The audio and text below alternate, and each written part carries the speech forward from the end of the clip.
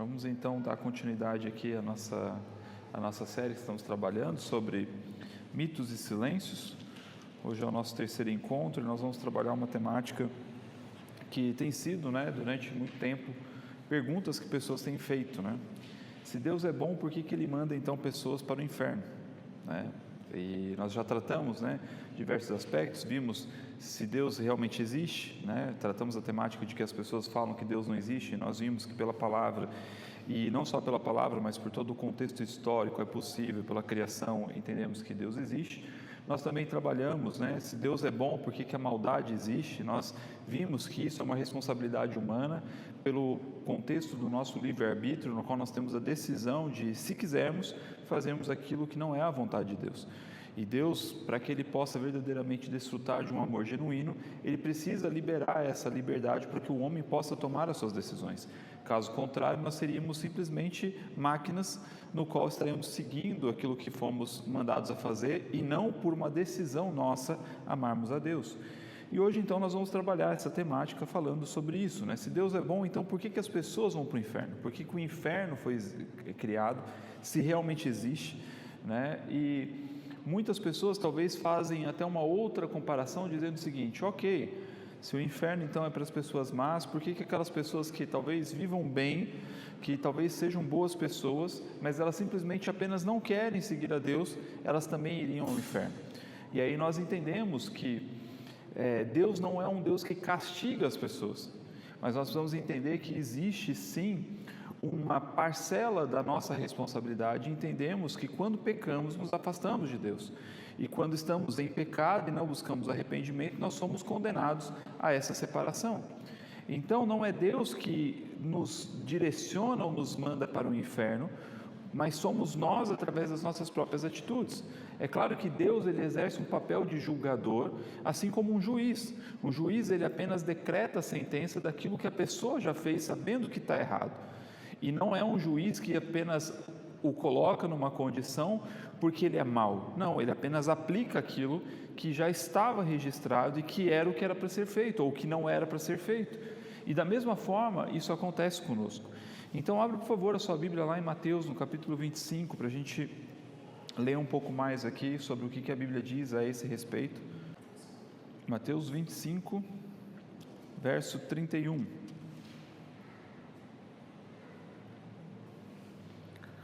O título desse texto é o julgamento das nações.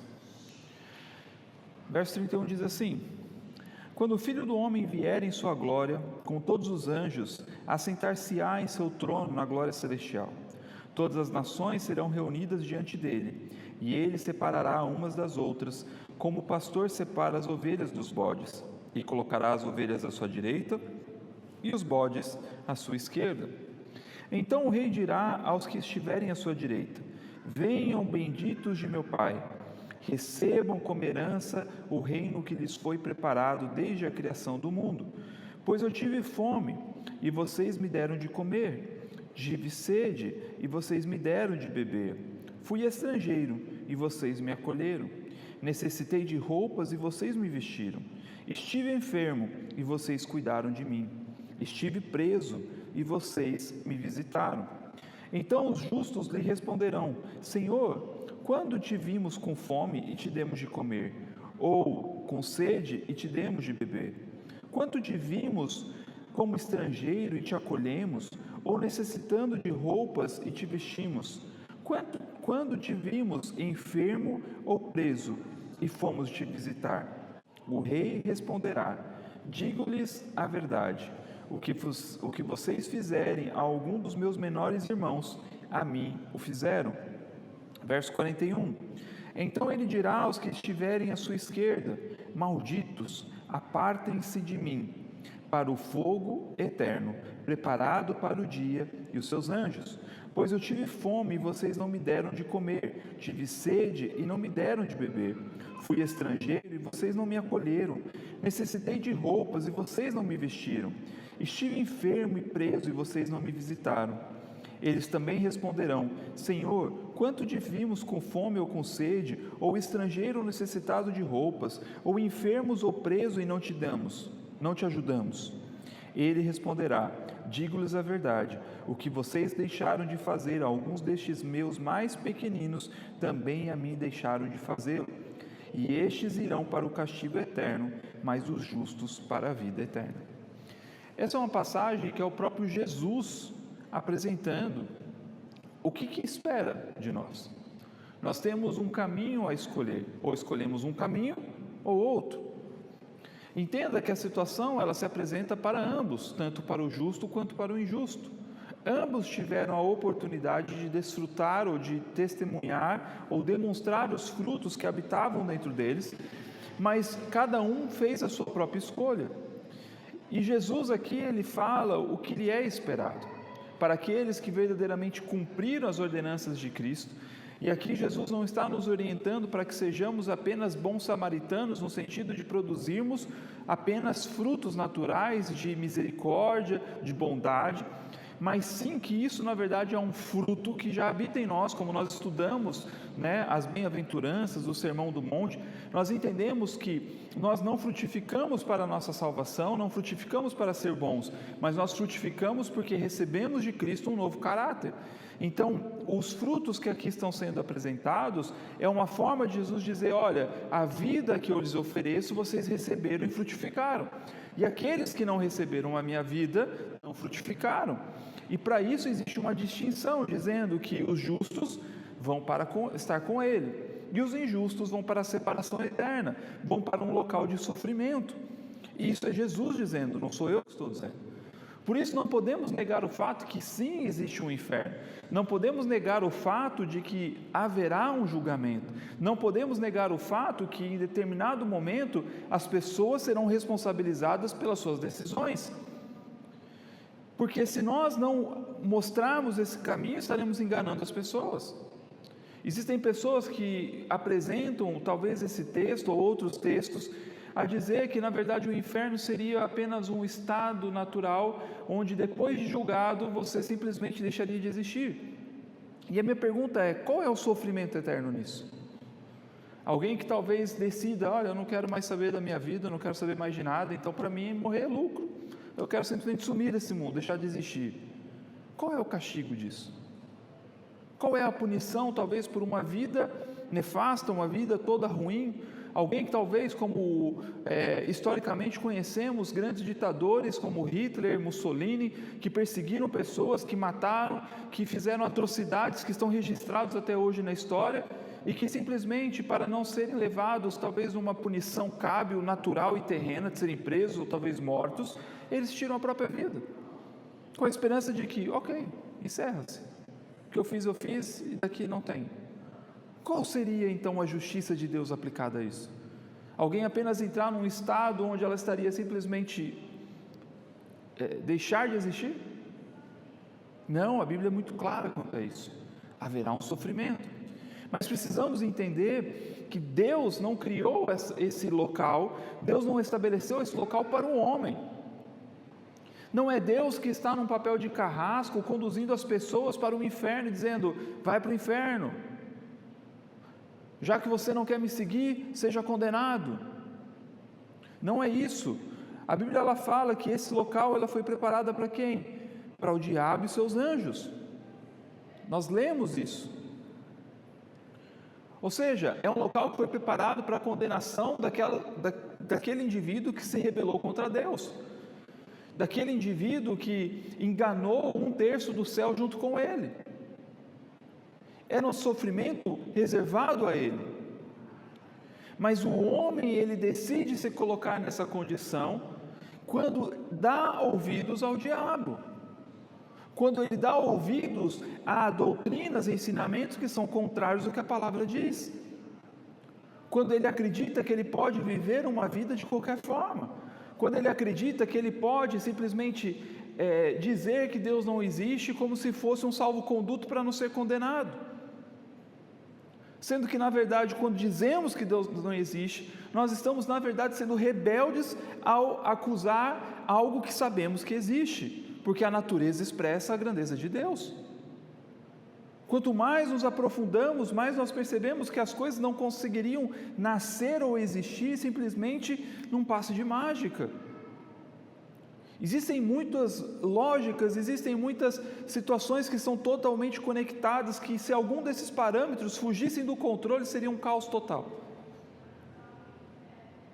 Por isso, quando olhamos, precisamos entender que Deus existe. E se Deus existe, nós precisamos reconhecê-lo. Agora, muitas vezes nós não queremos reconhecer a Deus, porque não queremos largar a vida que sabemos que estamos vivendo errado.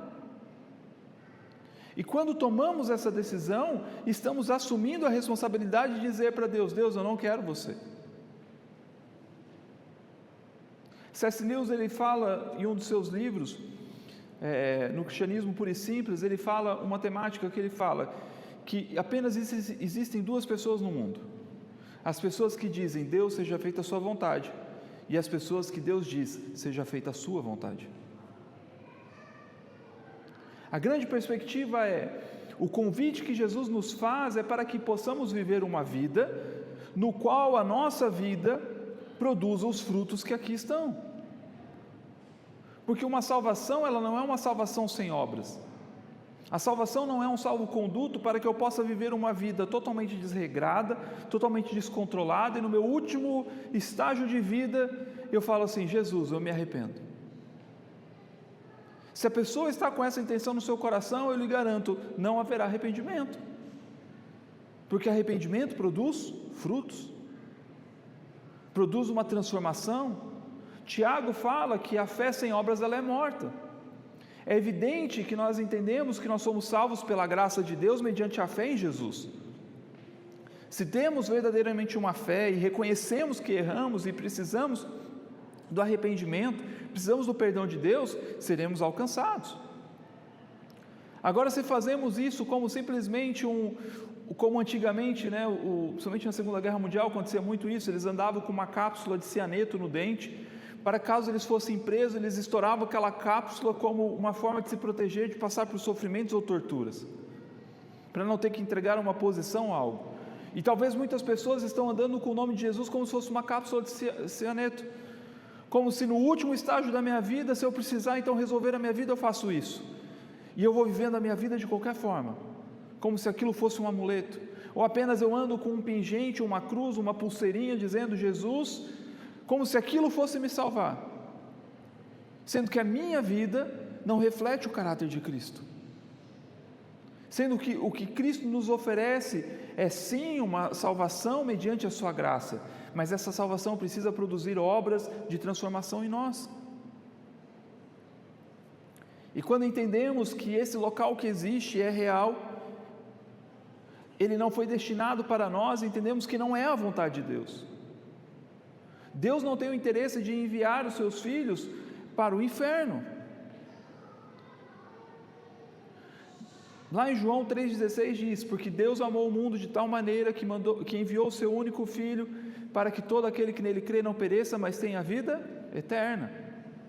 Ou seja, Deus amou o mundo, Deus ama as pessoas.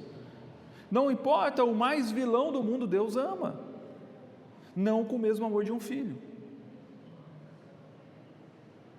É fácil a gente fazer um comparativo, nós que somos pais, ou que já temos filhos, você pode gostar muito de alguém no seu trabalho, você pode gostar muito de alguém que estuda com você, de alguém que seja até mais próximo, um amigo, você gosta, você quer o bem da pessoa, você deseja o melhor para essa pessoa. Mas se um dia a vida do seu filho estivesse em risco, e você tivesse que escolher entre esse amigo e o filho, você não pensaria duas vezes em escolher seu filho. Da mesma forma, nós precisamos entender que Deus amou o mundo, Ele enviou a salvação, Ele enviou o seu Filho, Ele enviou o meio de dizer: olha, reconheçam o sacrifício de Cristo. Agora, se vocês não reconhecem, eu vou fazer o quê? Valorizar os meus filhos. E nós nos tornamos filhos por quê? Porque reconhecemos o sacrifício de Cristo. Cristo nos tornou filhos de Deus. Somos agora amados por Ele, assim como Cristo é. E quando entendemos que a vontade de Deus não é enviar as pessoas ao inferno, mas na verdade Ele oferece salvação todos os dias, precisamos entender que é uma decisão das pessoas. O C.S. Lewis ele faz uma abordagem muito boa em um livro que chama O Grande Divórcio, que ele faz um comparativo, né, sobre a questão do inferno, e ele mostra que o inferno é uma grande prisão, que ela só abre por dentro. Não somos nós que abrimos por fora e empurramos pessoas lá para dentro. São as pessoas que decidem ir por esse caminho. E talvez você possa dizer, tudo bem, eu entendo, até acho que pessoas devem ir para este local, pessoas que cometem atrocidades, pessoas que são ruins, pessoas que em momento nenhum querem ser boas. E Deus não vai deixar essas pessoas impunes. Vivemos hoje em um tempo onde Deus tem uma graça muito grande, mas haverá um dia onde haverá o juízo. Em Lucas 4:19,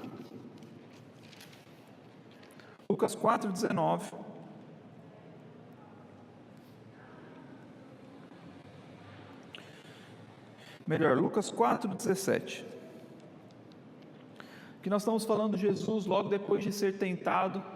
Ele vai até a sinagoga e é o dia dele ler o livro e foi-lhe entregue o livro. Diferente de hoje em dia que nós abrimos o texto que queremos, não era dessa forma, era um texto onde já era entregado o livro para você, no texto que você deveria ler, você não tinha autonomia de mudar o texto. E quando Jesus pega esse texto para ler, é o que está no verso 17, e diz assim: foi-lhe entregue o livro do profeta Isaías, abriu e encontrou o lugar onde está escrito: o Espírito do Senhor está sobre mim, porque Ele me ungiu para pregar boas novas aos pobres, Ele me enviou para proclamar liberdade aos presos e recuperação da vista aos cegos, para libertar os oprimidos e proclamar o ano da graça do Senhor, ou o ano aceitável do Senhor. E ele parou o texto aqui, e esse texto é uma referência ao texto que está lá em Isaías 61, e vamos ler o livro de Isaías 61 para a gente ler o que está escrito.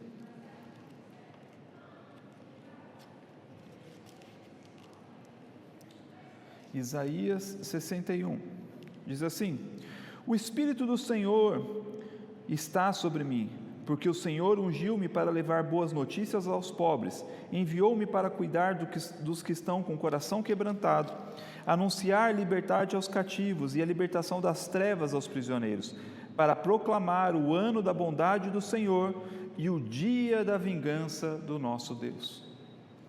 Agora, Jesus, ele lê o texto e ele para onde? No ano aceitável do Senhor, no ano da bondade do Senhor, no ano da graça do Senhor.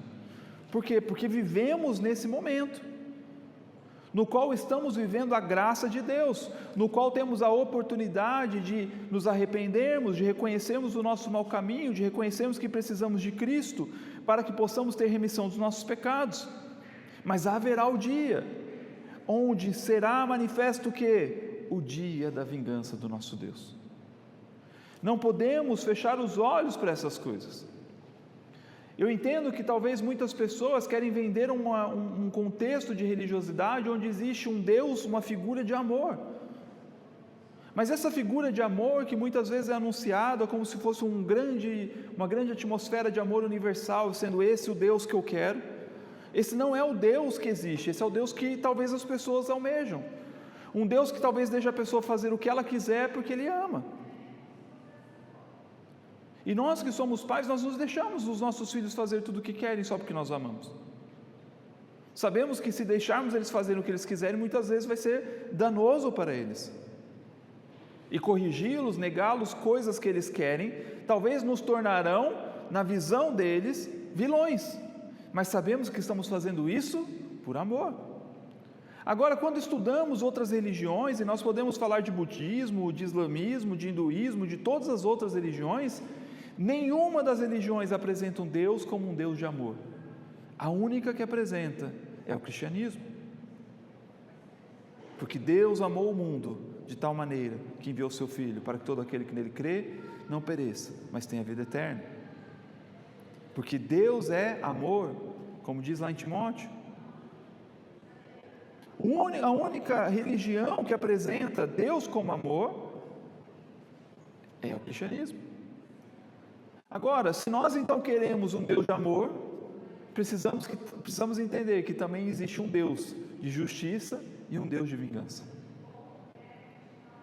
Um Deus que não exerce a mesma vingança natural, descontrolada, descabida, mas um Deus que é justo em todas as suas relações. E que em um determinado momento Ele irá manifestar a sua ira contra o mal, a sua vingança. Haverá um dia que Ele vai dizer: basta, que a sua taça estará cheia. Ele fala: daqui nada mais, chega. Então sim, Deus é amor, mas Ele também se ira contra a maldade. Ele também deseja vingar os justos. Quando nós aceitamos a Jesus, nós optamos em deixar a nossa decisão de justiça em vingança, porque sabemos que nós naturalmente não seremos justos e não faremos uma vingança justa, seremos completamente desproporcionais. Afinal, o Código de Hammurabi foi criado por quê? Porque as pessoas viviam de forma desproporcional. Se alguém matava o filho de alguém, o outro ia lá e dizimava a família. Aí o outro vinha e dizimava aquela cidade. Aí o outro vinha e dizimava aquela nação. E era um fazendo cada vez mais atrocidade. Por quê? Porque queriam saciar a sua vingança, não o senso de justiça. Então o Código de Hammurabi é criado como? Olho por olho, dente por dente. Ou seja, se mata um, mata um. Se corta um, corta um. Para trazer uma equidade.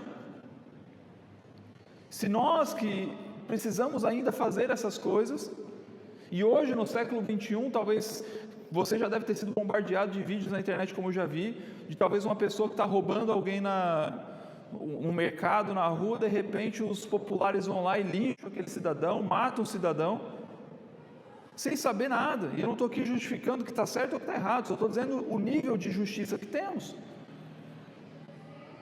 Por isso, quando nós aceitamos a Cristo, o que nós estamos fazendo? Estamos entregando na mão de Deus a oportunidade dele realmente julgar aquela causa e tomar a melhor decisão. Não estamos sendo simplesmente pacíficos no sentido de dizer: ah não, a partir de agora eu realmente tenho que sofrer, eu tenho que comer o pão que o diabo amassou para que eu possa ser salvo. Não. Nós estamos simplesmente entregando na mão de Deus e confiando que Ele no momento certo operará a sua justiça. Seja aqui na terra, ou seja na eternidade. Fato é, nada passará de dele. Então Deus é um Deus que se ira contra o mal. Haverá um dia em que Ele julgará todas as coisas. E não podemos fechar os nossos olhos. Abra por favor lá em Apocalipse, capítulo 6. Vamos ver um pouco sobre os mártires. Apocalipse 6, verso 9. Quando ele abriu o quinto selo, vi debaixo do altar as almas daqueles que haviam sido mortos, por causa da palavra de Deus e do testemunho que deram. Eles clamavam em alta voz: até quando, ó soberano, santo e verdadeiro, esperarás para julgar os habitantes da terra e vingar o nosso sangue? Então cada um deles recebeu uma veste branca e lhe foi dito que esperassem um pouco mais, até que se completasse o número dos seus conservos e irmãos que deveriam ser mortos como eles. E depois os outros selos vão ser abertos e nós vamos ver a manifestação da ira de Deus contra toda iniquidade, contra as pessoas que praticam tais maldades. Ou seja, esses mártires, a gente pode até colocar dentro desse bolo Estevão, que no momento que estava sendo apedrejado, orava dizendo: Deus, não lhes impute o pecado. Mas agora os mártires estão pedindo por justiça. Até quando, Senhor? Até quando a maldade vai prosperar? Até quando o mal vai se prosperar? Até o momento em que Deus fala: basta. E a partir de agora haverá um julgamento.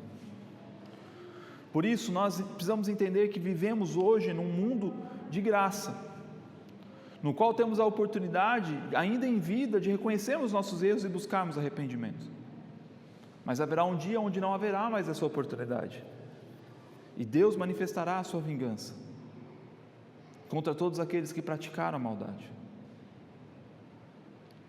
e também contra aqueles que talvez possam até viver uma boa postura, uma boa conduta, mas uma boa moral não é o que nos salva. O que nos salva é a fé no sacrifício de Cristo. Porque Romanos diz que todos pecaram e todos estão destituídos da glória de Deus.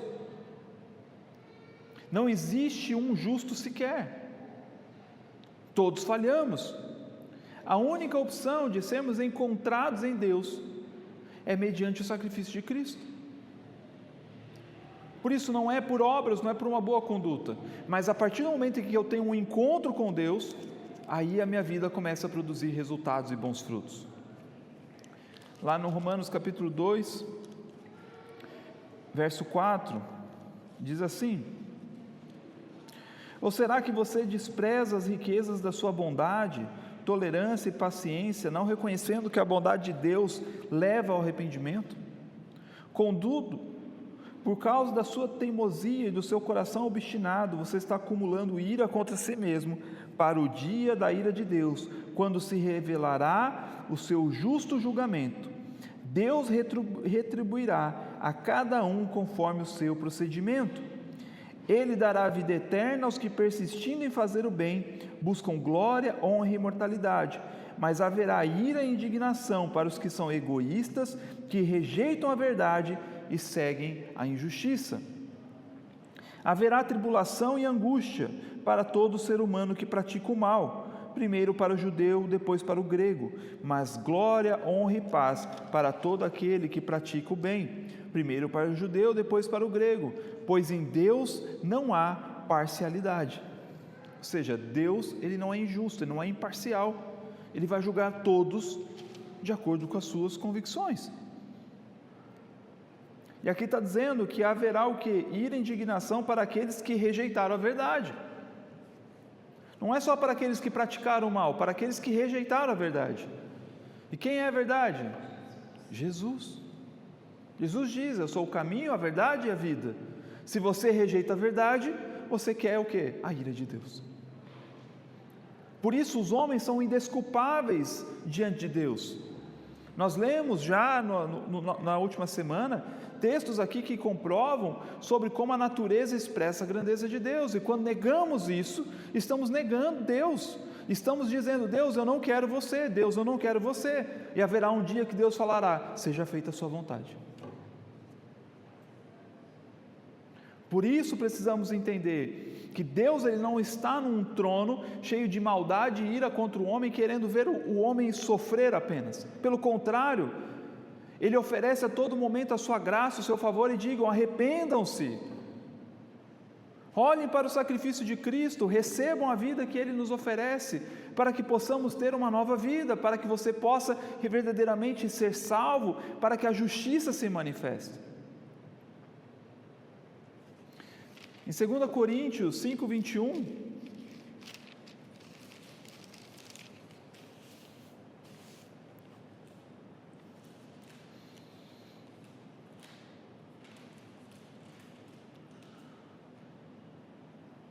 vamos ler do verso 17. Portanto, se alguém está em Cristo, é nova criatura. As coisas antigas já se passaram, eis que surgiram coisas novas.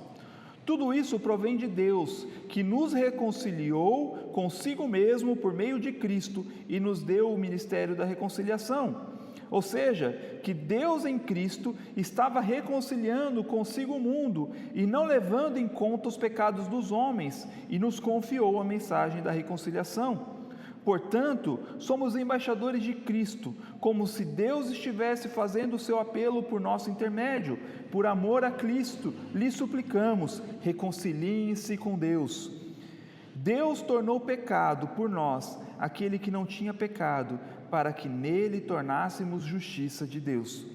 Como cooperadores de Deus, insistimos com vocês para que não receberem em vão a graça de Deus, pois ele diz: eu ouvi no tempo favorável, socorri no dia da salvação. Digo-lhes agora, é o tempo favorável, agora é o dia da salvação. Precisamos entender que Deus é um justo juiz, E Deus irá se irar contra toda iniquidade, contra toda maldade, contra todo mal. E para que nós hoje pudéssemos ser justificados, alguém precisava pagar essa conta, pois nós éramos merecedores da ira de Deus, nós éramos inimigos de Deus. Mas Deus envia o seu Filho para praticar nele a sua justiça, ao mesmo tempo em que ele se torna a justiça e o justificador. Cristo leva em si todos os nossos pecados, toda a nossa culpa, para que ele recebesse nele a ira de Deus, para que mediante essa ira recebida nele, ele pudesse oferecer então a nós a justiça de Deus, para que agora quando Deus nos olhasse, ele visse em nós pessoas verdadeiramente justificadas, não como um mundo condenado, mas agora pessoas que estão realmente cobertas pelo sangue purificador de Cristo. Assim como na Páscoa, lá em Êxodo, quando é instituído a Páscoa, que foi a última das pragas do Egito, todas as pragas no Egito, elas tocavam nos egípcios, mas não tocavam nos hebreus. As moscas, os sapos, os gafanhotos, as feridas, nada disso tocava nos hebreus, apenas nos egípcios. Mas a última praga, a que haveria a morte do primogênito, alcançou a todos, inclusive os hebreus. Não importa se era criança, adulto, jovem ou velho, todo primogênito morreria. A única possibilidade era alguém morrer no lugar desse primogênito. E no Êxodo, quem morria era um cordeiro. E para nós hoje, quem morreu em nosso lugar foi Cristo. Por isso o sacrifício de Cristo, ele é avassalador para nós. Porque se não reconhecemos o sacrifício de Cristo, significa que nós somos merecedores do pecado e da ira de Deus. Pelos nossos pecados somos merecedores da ira de Deus. Mas quando reconhecemos o sacrifício de Cristo, reconhecemos que aquele cordeiro morreu para que eu pudesse ser coberto com o sangue, para que a morte não entrasse e não me separasse de Deus. Esse é o simbolismo da Páscoa.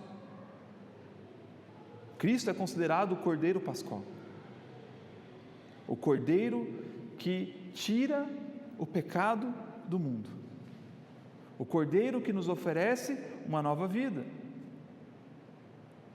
Lá em 2 Pedro 3,9 diz assim: o Senhor não demora em cumprir a sua promessa como alguns julgam, ao contrário, Ele é paciente com vocês e não quer que ninguém pereça, mas que todos cheguem ao arrependimento. Essa é a vontade de Deus. Lá em 2 Timóteo, Paulo também fala que o desejo de Deus é que todo homem seja salvo e que cheguem ao pleno conhecimento da verdade. Ao pleno conhecimento de quem? De Cristo. Pois quanto mais conhecemos a Cristo, mais caminhamos em uma nova vida, mais frutificamos de acordo com aquilo que Ele tem para nós. Por isso precisamos entender essa graça de Deus disponível para nós. Precisamos entender que Deus não está esperando que 1/3, 2/3 ou a humanidade inteira se perca. Pelo contrário, Ele deseja que a humanidade se salve. Por quê? Porque Ele enviou a salvação, Ele enviou o próprio Cristo. A única possibilidade de salvação que temos é mediante a salvação que Deus nos oferece, através de quem? Do sacrifício de Cristo. E se negamos essa verdade, estamos dizendo: Deus, eu não quero a sua salvação, eu quero me justificar pelos meus próprios atos. E sabemos que isso é impossível, pois todos pecaram, todos erramos. Não importa a pessoa mais bondosa da face da terra, e talvez somos nós que olhamos essas pessoas como pessoas bondosas e não vemos o que acontece muitas vezes nos bastidores, no secreto, mas Deus conhece. Abra por favor lá em Romanos capítulo 3, estamos já caminhando para o final.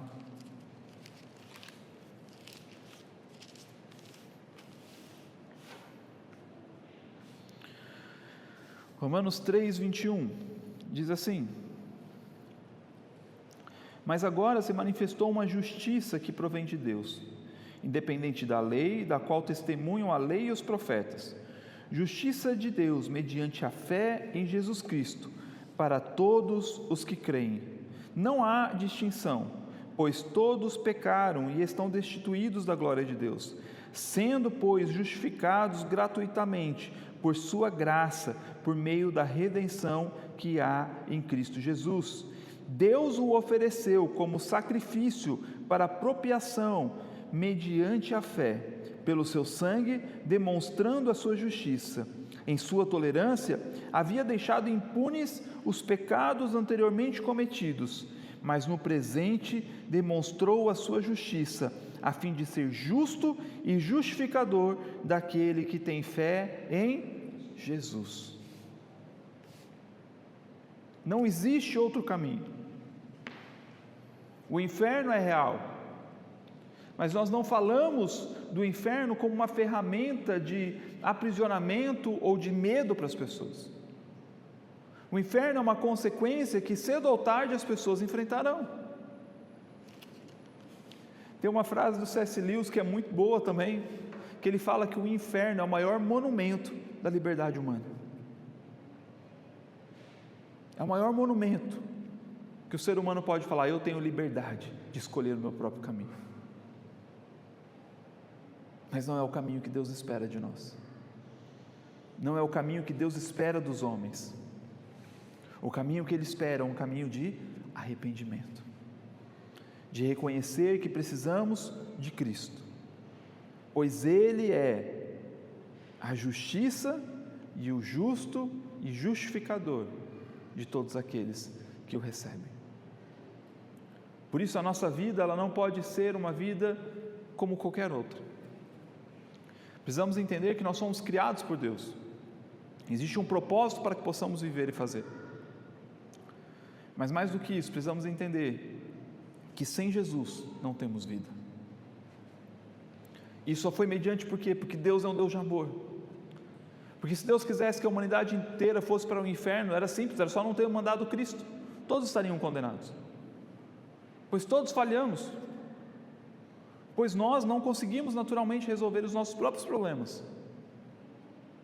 Mas mediante a salvação que Ele nos oferece em Cristo, temos acesso agora a essa nova vida. Temos acesso a esse caminho de salvação e para estarmos com Ele para a eternidade. Um caminho de paz, de alegria, um caminho no qual não haverá mais injustiças, não haverá mais maldade, não haverá mais tristeza, porque Ele encerrará com tudo isso e viveremos com Ele para a eternidade. Esse é o convite de Cristo para nós, um convite ao arrependimento das nossas más obras, de reconhecermos que sem Ele não podemos fazer nada, reconhecermos o seu sacrifício, para podermos caminharmos numa nova vida, para podermos frutificar, assim como Ele diz lá em Mateus 25, para que possamos amar o estrangeiro, para que possamos cuidar do órfão, para que possamos oferecer roupa às pessoas que não têm, não porque fazemos por caridade, mas porque nós temos agora o fruto dele habitando dentro de nós, a bondade dele que habita dentro de nós, uma bondade que não se alegra com a injustiça, uma bondade que agora perdoa, que oferece a outra face, que sendo caluniado se alegra porque sabe que está fazendo a vontade de Deus,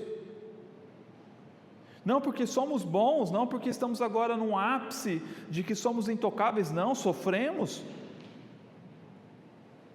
devemos perdoar. Em nenhum momento diz que seria fácil perdoar, que seria fácil amar, que não nos custaria e custa entregarmos na mão de Deus a nossa justiça e a nossa vingança, e dizer: Deus, é a sua justiça, é a sua vingança, eu confio em você, o que eu faço, eu perdoo, eu amo. Deus, não leve em consideração,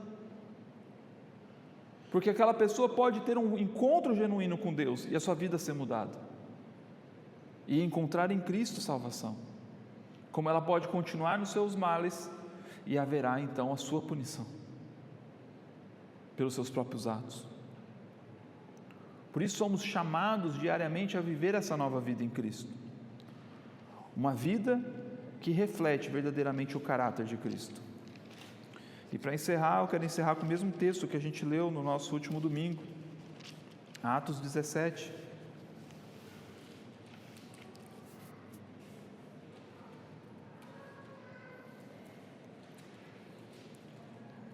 Esse texto é muito interessante, eu gosto muito dele. Dá para fazer depois uma série só com esse texto. Diz assim, Atos 17, 16: Enquanto esperavam por eles em Atenas, Paulo ficou profundamente indignado ao ver que a cidade estava cheia de ídolos. Por isso discutia na sinagoga com Deus e com os gregos tementes a Deus, bem como na praça principal todos os dias, com aqueles que por ali se encontravam. Alguns filósofos epicureus e estoicos começaram a discutir com ele. Alguns perguntavam: o que está tentando dizer este tagarela? Outros diziam: parece que ele está anunciando deuses estrangeiros, pois Paulo estava pregando as boas novas a respeito de Jesus e da ressurreição. Então o levaram a uma reunião do Areópago, onde lhe perguntaram: podemos saber que novo ensino é esse que você está anunciando? Você está nos apresentando algumas ideias estranhas e queremos saber o que elas significam.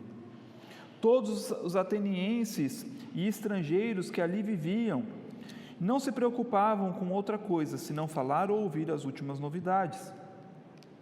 Então Paulo levantou-se na reunião do Areópago e disse: atenienses, vejo que em todos os aspectos vocês são muito religiosos, pois andando pela cidade observei cuidadosamente seus objetos de culto e encontrei até um altar que está escrito ao Deus desconhecido.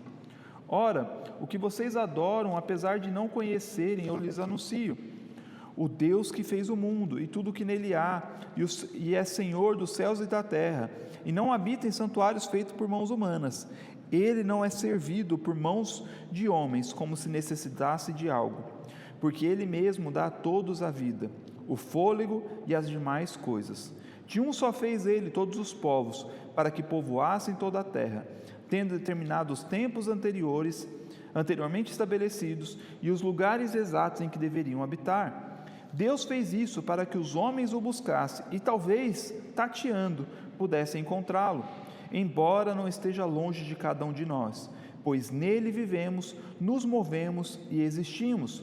Como disseram alguns dos poetas de vocês, também somos descendência dele.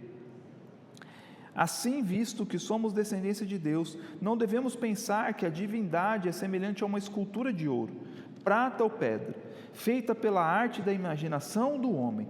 No passado, Deus não levou em conta essa ignorância, mas agora ordena que todos, em todo lugar, se arrependam, pois estabeleceu um dia em que há de julgar o mundo com justiça, por meio do homem que designou, e deu provas disso a todos, ressuscitando de dentre os mortos. Esse texto, nós temos vários aspectos aqui interessantes, mas eu quero pontuar alguns. O primeiro aspecto é: Paulo ficou profundamente indignado ao ver que a cidade estava cheia de ídolos. E naquela altura, Atenas era um local extremamente religioso, existiam deuses para tudo. Deus para o sol, para a lua, para a água, para a guerra, para o amor, para tudo. E cada um criava os seus próprios ídolos e adoravam. E criavam outros deuses, outras entidades, outros elementos para adoração. E precisamos entender que hoje as pessoas talvez elas não têm uma imagem, uma escultura escrito ego, escrito paixão, escrito vontade, escrito desejos, mas muitas pessoas estão idolatrando essas coisas. Muitas pessoas hoje têm ídolos que nomeiam de diversos nomes. Ídolos que talvez sejam as minhas próprias vontades, os meus próprios desejos, a minha própria liberdade, o meu próprio entendimento. E Paulo, ele fala sobre isso. Paulo está dizendo: olha, vocês estão criando deuses para si, que na verdade não existe. E ele estava falando contra duas linhas filosóficas que é muito forte até hoje: os epicureus e os estoicos. Os epicureus, eles acreditavam que não existia uma divindade única, um ser, eles acreditavam apenas numa energia cósmica, onde no final da sua vida você voltava a ser um átomo. Então, você podia viver de qualquer forma, porque afinal, o final da sua vida, você voltaria a ser nada. Então eles acreditavam que para haver um equilíbrio cósmico, você precisava viver da forma que você julgava certo. Então, se você queria ser mal, é porque precisava ter o equilíbrio da maldade. Se você queria ser bom, é porque você queria ser daquela atitude. E os homens podiam viver de qualquer forma. Inclusive, essa linha filosófica epicureus, ela é muito utilizada por Karl Marx para alguns dos seus grandes escritos no sentido de política. Grandes para ele, no caso, né? Quando ele faz várias críticas no conceito, dizendo que a religião é o ópio do homem e coisas do tipo, sendo que o marxismo, na verdade, é o ópio dos intelectuais, porque não funcionam. Porque a maldade do homem não está na religião, mas está no seu próprio entendimento, no seu próprio coração. A única possibilidade do homem ser bom é quando ele reconhece verdadeiramente Deus que é de amor, o Deus que é bondoso. Por isso há um conflito filosófico nessa parte. Mas os epicureus pregavam isso, você podia viver de qualquer forma, porque não haverá de prestar contas a nada. Depois dessa vida não há nada além. E os estoicos, eles partilhavam parcialmente isso. Eles também acreditavam que depois dessa vida nada acontecia. Mas, ao contrário dos epicureus, eles acreditavam numa moralidade extrema. Eu preciso ser moralmente bom para deixar um legado, para eu ser lembrado, para que as pessoas, eu preciso encontrar um sentido pelo qual eu deva morrer, um ideal pelo qual eu devo entregar a minha vida, porque aí sim eu viverei a plenitude. E até hoje usamos muito essa frase: se você não encontrou um motivo para morrer, talvez você ainda não está vivendo. Isso é uma frase estoica, e muitos até acham que é cristã, mas não é. Agora, o grande ponto é que o cristianismo, em algumas perspectivas, pode até tocar no estoicismo, porque espera de nós um conceito de uma moralidade, mas o evangelho não é uma moralidade extrema. A moralidade não é o que nos salva é a nossa fé, mediante a quem? O sacrifício de Cristo. Então nós temos aqui dois paradigmas: pessoas que não acreditam numa divindade, não acreditam num pós-morte, que desejam viver moralmente e eticamente, e outras pessoas que também não acreditam em Deus e falam: vou viver de qualquer forma.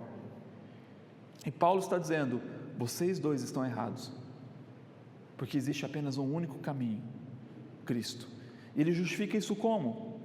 Apresentando Deus, falando: olha, antes de tudo, Deus criou todas as coisas. Deus criou o homem e designou onde o homem deveria habitar, de tempos em tempos. Tudo foi criado por intermédio de Deus. E depois ele começa a apresentar a quem? Cristo, como sendo o quê? A principal possibilidade dos homens serem salvos. E ele está dizendo uma outra perspectiva, que muitas vezes, e aqui os estoicos, os epicureus e os idólatras daquela região, criavam deuses, e eles estavam criticando Paulo, chamando de tagarelas. O que esse tagarela está falando? Não sabe o que está falando. Falando de Deus? Não existe Deus. E Paulo, logo a seguir, ele faz uma menção, falando de alguns filósofos gregos. Essa frase que ele fala: porque nele vivemos, cadê 17? No 28, pois nele vivemos, nos movemos e existimos. Isso foi um poema escrito a Zeus, por um dos filósofos da época. E Paulo está dizendo: olha, realmente, os seus filósofos, eles estavam certos, mas eles estavam colocando no lugar errado a sua fé. Verdadeiramente, nele vivemos, nele existimos e nos movemos nele. Mas ele não é Zeus, é Cristo. E é nesse momento que eles então param para ouvir: peraí, ele conhece a nossa filosofia, ele conhece a nossa história, esse cara não é um cara qualquer. Quem é esse cidadão? E aí Paulo começa dizendo o seguinte: também somos descendência dele. Assim vimos que somos descendência de Deus. Não devemos pensar que a divindade é semelhante a uma escultura de ouro, prata ou pedra, feita pela arte ou imaginação do homem. Trazendo para os nossos dias atuais, nós vamos entender o que Paulo está dizendo. Paulo está dizendo a mesma mensagem para os epicureus, estoicos e religiosos que nós dizemos hoje. Olha, a divindade Deus não é semelhante à nossa imaginação. Não é o que eu imagino a respeito de Deus, não é o que eu penso quem Deus é, mas é quem Ele decidiu se revelar a nós e nos mostrar quem Ele é. Então não sou eu que defino Deus, é Deus que definiu quem é Deus e decidiu se revelar a nós. Então, se Deus diz que Ele é um Deus de amor, mas Ele é um Deus que se ira contra a maldade, Deus é um Deus que se ira contra a maldade, Deus é um Deus de amor. Eu não posso apenas falar, não, Deus é um Deus de amor, Deus é uma energia, Deus ama todas as pessoas, Deus não se importa com o que você faz nessa terra, porque Ele diz que se importa. E quando fazemos isso, somos nós que estamos tentando criar a Deus, e Paulo está deixando claro, não somos nós que criamos, não é a nossa imaginação, não é as nossas esculturas, não é aquilo que podemos fazer, é quem Ele revelou ser. Isso abre um parênteses aqui, Hebreus 1,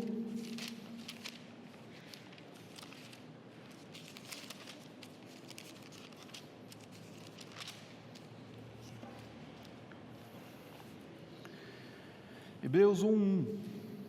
Há muito tempo, Deus falou muitas vezes e de várias maneiras aos nossos antepassados, por meio dos profetas, mas nestes últimos dias, falou-nos por meio do Filho, a quem constituiu o herdeiro de todas as coisas e por meio de quem fez o universo.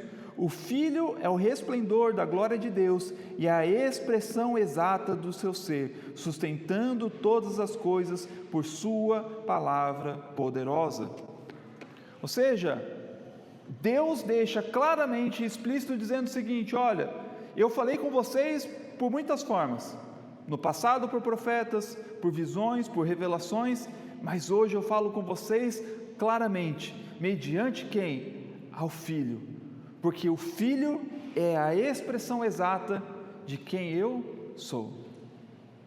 Se queremos conhecer a Deus, não devemos imaginar o Deus que queremos, olhamos para Cristo e vemos quem Cristo é.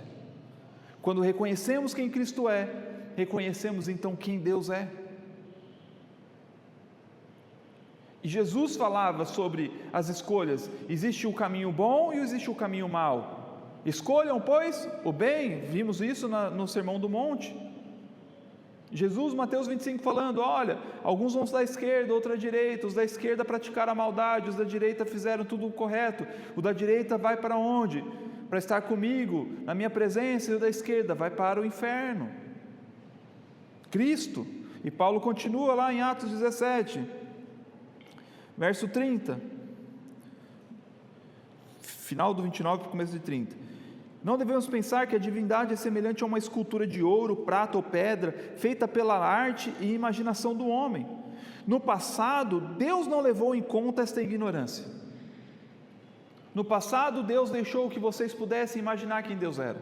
No passado, quando? No Antigo Testamento, onde muitos profetas, muitas pessoas imaginavam que obras eram de Deus e não eram, mas Deus deixou, ok, por quê? Porque não havia ainda a plenitude dos tempos, Cristo ainda não havia sido manifesto, Cristo ainda não havia sido apresentado como a expressão exata de Deus.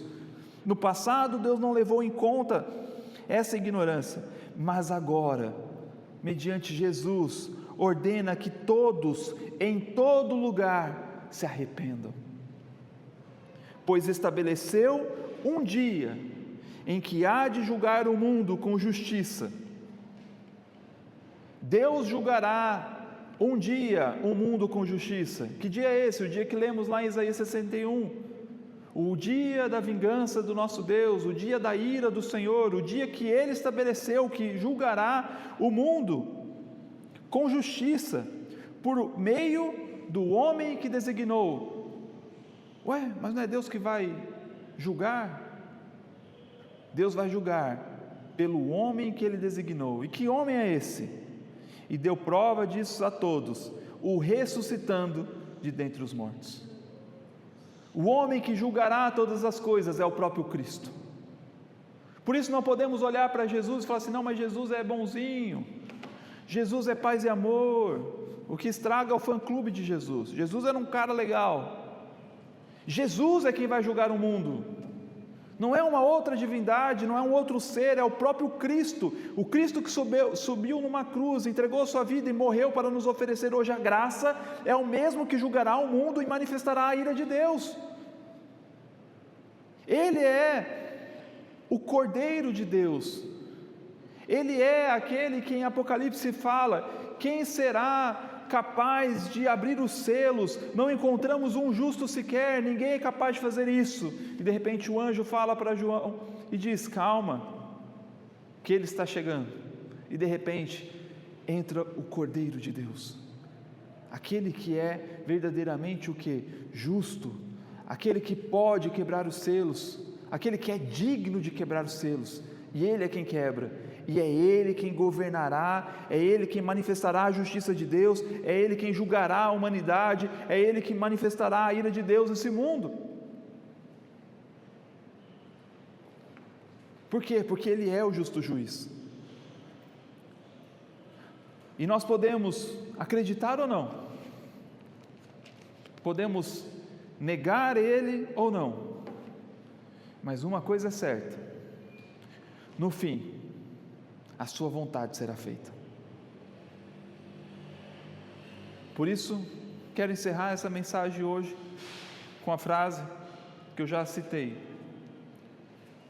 no fim dos tempos, no final das contas, apenas haverá dois tipos de pessoas: aquelas que falam que seja feita a sua vontade, Jesus, e aquelas que Jesus dirá: seja feita a sua vontade. Por isso hoje vivemos em um mundo, em um momento do mundo de graça, onde temos a oportunidade de nos arrependermos e encontrarmos salvação. Por isso todas as mensagens dos apóstolos, todas as mensagens de todos os crentes ou cristãos influentes, a mensagem do apóstolo Paulo, a mensagem de Timóteo, a mensagem de Tito, a mensagem de Pedro, todas elas remetem apenas a uma coisa: arrependam-se e reconheçam a Jesus, pois não há outra salvação a não ser por Ele. Não existe outro Deus, não existe outra forma. Podemos não concordar, mas não poderemos negar que esse é o caminho que Ele nos ofereceu. Cristo é a única possibilidade de salvação a este mundo, e por isso precisamos reconhecer quem Ele é e recebemos a sua graça, pois quando recebemos da sua justiça, não seremos condenados ou julgados com o mundo. Por isso o apóstolo Paulo, lá em 1 Coríntios 11, 23, é um texto que a gente lê muito nos dias de ceia, que ele diz: se nós tivéssemos o cuidado de examinar a nós mesmos, não receberíamos juízo. Quando porém somos julgados pelo Senhor, estamos sendo disciplinados para que não sejamos condenados com o mundo. O mundo será condenado porque recusou a salvação. Aqueles que recusaram a verdade, esses serão merecedores da ira de Deus. Por isso, a mensagem para nós essa manhã é que possamos nos arrepender, que possamos encontrar em Jesus essa salvação que Ele nos oferece, e que possamos ser seus embaixadores, anunciando verdadeiramente que Jesus é o Filho de Deus, e que Ele ainda hoje oferece perdão e arrependimento, e que precisamos apenas reconhecê-lo, e a nossa vida começará a demonstrar frutos de transformação, e que possamos caminhar cada vez mais convictos daquilo que Ele tem para nós. Amém?